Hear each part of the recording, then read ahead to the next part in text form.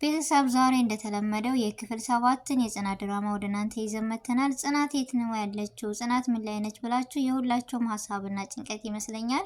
ጽናት ያለችበት ሁኔታ በጣም ከባድና አስቸጋሪ ነው። ነገር ግን ጽናት ኪሩቤል የመታት ነው እውነት ወይስ የሌላ ምልክት ነው? ይሄ እኔ እንደራሴ ግምትና አስተያየት ጽናት አርግዛለች ነው የምለው። እናንተስ ሀሳባችሁ ምን ይሆን? እስኪ በኮሜንት አሳውቁኝ ግምታችሁን።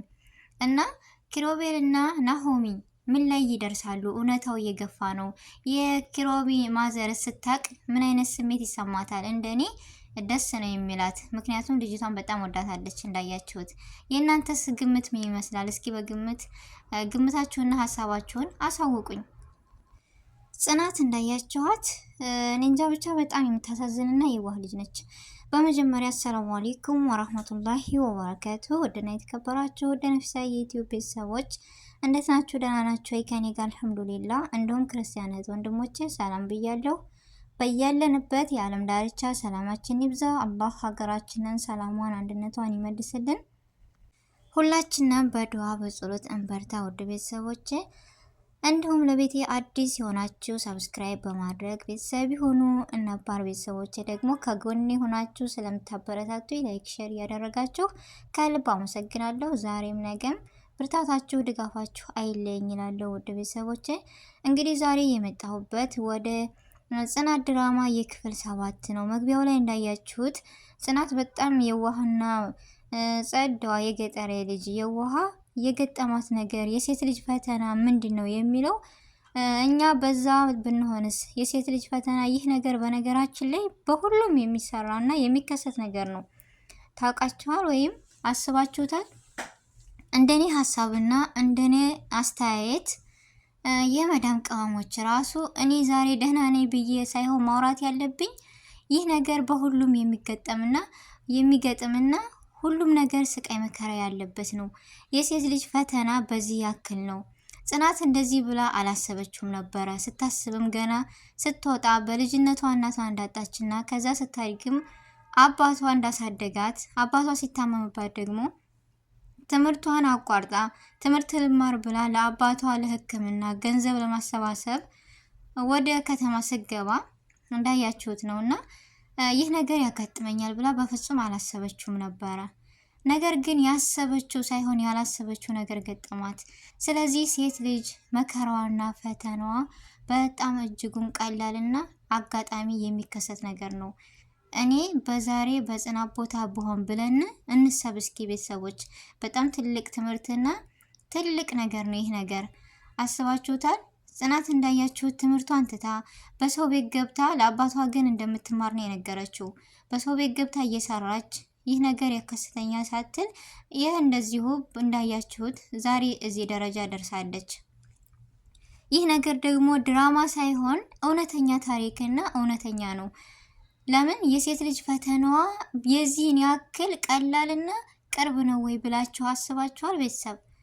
ጽናት ባላሰበችው መልኩ እንደዚህ ሆናለች። ነገር ግን ናሆሚ እንደዚህ ሲሆን ወይም ኪሩቤል እንደዚህ ሲሆን ጽናት ያለችበት ሁኔታ በጣም ከባድ ነው። መጨረሻቸው ምን ይሆን? የጽናትስ ፈተና በዛባት፣ ተደራረበባት። ስለዚህ የሴት ልጅ ፈተናዋ በጣም ቅርብ ነው ብዬ እኔ በጣም አስቤያለሁ፣ አዝኛለሁ። የእናንተስ ሀሳብ ምን ይሆን? ሁላችንም አብሶ ዛሬ እኛ ደህና ነን ብለን ሳይሆን ነገ የኛም ፈንታ እንደዚህ ነው። የሴት ልጅ ፈተናዋ በጣም ብዙ ነው፣ ደግሞ ቅርብ ነው፣ የሚከሰትም ነገር ነው ብለን አስበንበት እናውቃለን አናቅም። ነገር ግን ይህ ድራማ ትልቅ ነገር ነውና ትምህርት የሰጠን። ስለዚህ አሁን ላይ ጽናት እርጉዝ ነች። ናሆሚ በጣም እኔ እንጃ ብቻ ምን ይሰማ ይሆን? ኪሩቤል አቋል በነገራችን ላይ ግን እውነታውን ለማውጣት ያድበቀበቀበት ነገር ምንድን ነው? ይወዳታል ወይስ አይወዳትም የሚለውን እስኪ ሀሳባችሁንና ግምታችሁን ከእናንተ ሻለው ቤተሰቦች። ኪሩቤል እንደዚህ የሚሆነው የሚያሰቃያት ምን ስለሆነ ነው? ማለት የውዴታ ነው ወይስ የጥላቻ? እንደኔ ሁለት ስሜት ነው። ይወዳታልም ማስመሰልም ወይም በፍቅርሽ ወድቄያለሁ ብሎ መናገርን የናቁት ያረጋል ራቁት ይላል ያገሬ ሰውና የሆነ ክብሩ ዝቅ የሚልበት ነው የመሰለው። የኔ ሀሳብና ግምት ነው። የእናንተስ ምን ይሆናል? ቤቲስ ካወቀች በኋላ የኪሩቤል ፍቅር ይቋረጥ ይሆን አይቋረጥም? ናሆምስ ምን አይነት አስተያየት ይሰጠዋል ለኪሩቤል? በጣም እጅግ ፈታኝና በጣም ድንቅ የሆነ ድራማ፣ ደስ የሚል ብዙ ትምህርቶችን የሚይዝ ድራማ ነው። እንዳያችኋት ጽናትስ መጨረሻዋ ምን ይሆን? የኪሩቤል ማዘርስ በደስታ ትቀበል ይሆን ነገር ስትሰማ ወይስ እኔ እንጃ ትቀየራለች? እንደኔ ሀሳብና ግምት ግን የምትቀየር አይመስለኝም። በደስታና በፍቅር እንደምትቀበል ተስፋ አለኝ። እና በዚሁ አጋጣሚ ቤቲና ናሆሚ እንዳያችሁት በጽናትና በኪሩቤል የሆነ ድብቅ ነገር አለ። እንዴት ይህን ሁሉ በሀሳብ ተመስጣ እንዴት ልትቀያየርብኝ በትንሽ ቀናት ቻለች የሚለውን ናሆሚ በጣም በሀሳብና በጭንቀት ጭልጥ ብሎ ነበረ። ምክንያቱም እንዳያችሁት በፊት አጠራሯ ክብርየዋ ምናምን ታውቃላችሁ፣ የገጠር ልጅ ስንሆን በክብር የሚያክለን የለም። ሁሉ ነገር ስለተቀያየረበት ጽናት ምን ሆና ነው በዚች ሳምንት ውስጥ እየተቀያየረችብኝ? ምንስ ሆና ነው ወይስ ምን አድርጊያ ነው እያለ በጣም ሀሳብ ላይ ጭንቅ ላይ ወስዶ ነበረ ምስጥ ብሎ። ነገር ግን ቤቲ መታ ምንድን ነው ስትለው ስታዋራው ምናምን ሁሉ አልሰማም። ለምን በሀሳብ ጭልጥ ብሎ ነበረ ባይል ነበር የሚገርመኝ። ምክንያቱም ጽድት ያለችና ቆንጅየዋ የገጠሬ ልጅ ጽናት ነቻ የዚህን ሁሉ ልብ እየወሰደችው። ስለዚህ መጨረሻ ላይ ደግሞ ከነቃ በኋላ ቤቲን አንድ ነገር ልንገርሽ ጽናት ይህን ሁሉ ተቀያየረችብኝ፣ ምን ሆና ነው? እውነት እኔ የበደልኳን ነገር አለ ወይስ ምንድን ነው ብሎ ራሱን ሲፈትሽ ነው ሲጠይቅ፣ በኪሩቤልና በጽናት የሆነ የተቸገረ ተፈጠረ ነገር አለ። እሱስ ምንድን ነው? እንድረስበት እያለ ነበር። እውነት ይደርሱበታል ቀጣይ ሰበብ ክፍል ላይስ ወይስ አይደርሱበትም የሚለውን እስኪ ሀሳባችሁን፣ ግምታችሁን፣ አስተያየታችሁን በኮሜንት አሳውቁን። ቤተሰብ በጣም እጅግ ደስ የሚል የክፍል 7 አጓጊና ደስ የሚል ትምህርት አዘል ድራማ የሚሆን ነው የሚመስለኝ፣ እንደኔ ሀሳብና አስተያየት። የእናንተን ደግሞ አላቅም። ሁላችሁም በኮሜንት እስኪ አሳውቁን። ብቻ እስከሚለቀቅ ድረስ በጣም ቸኩያለሁ ቤተሰቦች። የክፍል 7 ድራማ የጽናት በጣም ደስ የሚል ነው እና ደግሞ የጽናትስ እውነቱን ትናገራለች ለኪሩቤል ማዘር ወይስ አትናገርም? ቤቲ ስታቅ ምን አይነት ትሆን? ምክንያቱም እንዳያችሁት ኪሩቤል ራስሽን መጀመሪያ አክብሪ ብሎ ተናግሯል።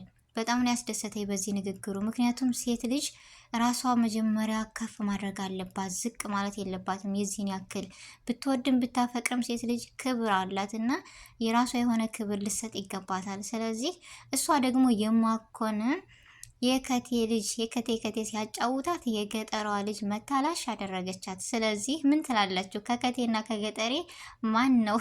እስከ አስተያየታችሁን አለመሳቅ አይቻልም።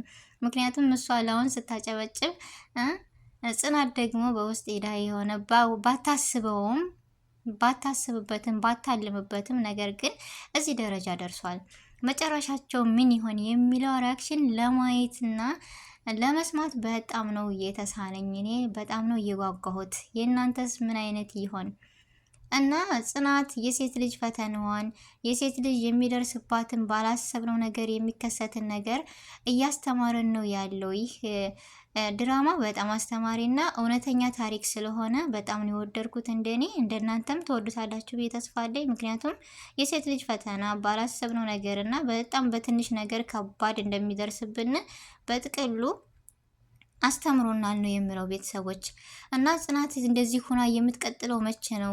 ያው እንዳያችሁት ናሆሚ ፓስፖርት አውጣልኝ ምናምን እያለች ነበረ። ነገር ግን በመሀል ያላሰበችው ነገር ተከስቶ እንደዚህ አርግዛለች።